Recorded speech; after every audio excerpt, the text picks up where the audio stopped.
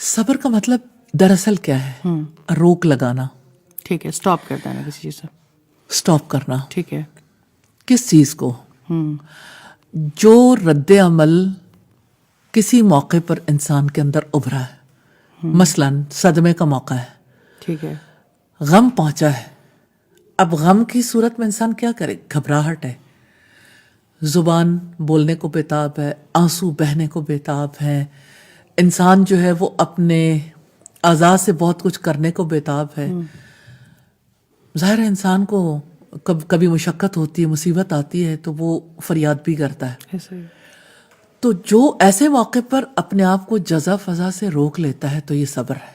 ٹھیک ہو گیا. اچھا, اسی طرح سے اب دیکھیے کہ جیسے کسی کی بات بری لگی ہے, جی, غصے کے موقع پہ, غصے کے موقع پر کسی کی بات بری لگی ہے تو آپ کے اندر رد عمل ابھرتا ہے.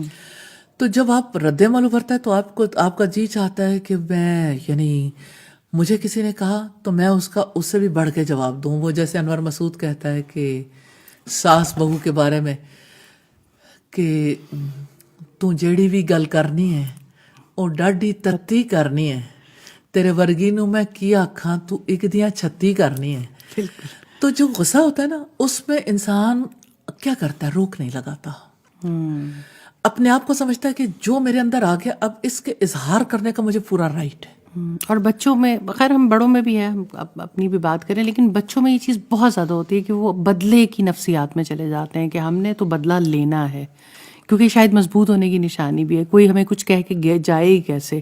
یہ بہت کامن ایشوز ہیں. آپ کل بتا رہی تھیں جی کسی آرفنیج کے حوالے سے, بالکل, کہ یعنی اس میں جو اور ایک سمپل شارپنر لینے پہ دوسرے بچے کا, تو ایک بچہ تھا جو کسی خاص قبیلے سے تھا, میں اس کا نام نہیں لینا چاہتی, لیکن اس بچے نے کہا کہ اس نے اپنے سارے دوستوں کے ساتھ مل کے پلان کیا کہ ہم جس بچے نے میرا شارپنر لیا اور اس نے زیادتی کی ہے اس کو باقاعدہ اس کو ذبح کر دیں گے, اس کو مرڈر کر دیں گے. اس کو مرڈر پلان کیا اور ہاسٹل کے اندر یہ حرکت کرنے کی کوشش کی گئی. وہ تو بر وقت جو ہے وہ وہاں پر اللہ تعالیٰ کی توفیق سے لوگ پہنچ گئے جو ان کو کیمرہ سے ویو کر رہے تھے, اور انہوں نے اس حرکت کو روکا.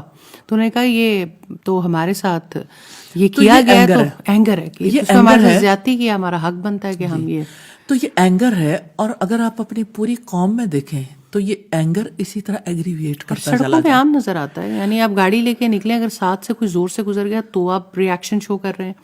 اگر آپ کو غلط کسی نے بریک لگا لی تو آپ صبر کرنے کے لیے تیار ہی نہیں ہے. ایسے لگتا ہے کہ آپ کو بتا کے جائیں گے کہ آپ نے بہت بڑی غلطی کر لی ہے.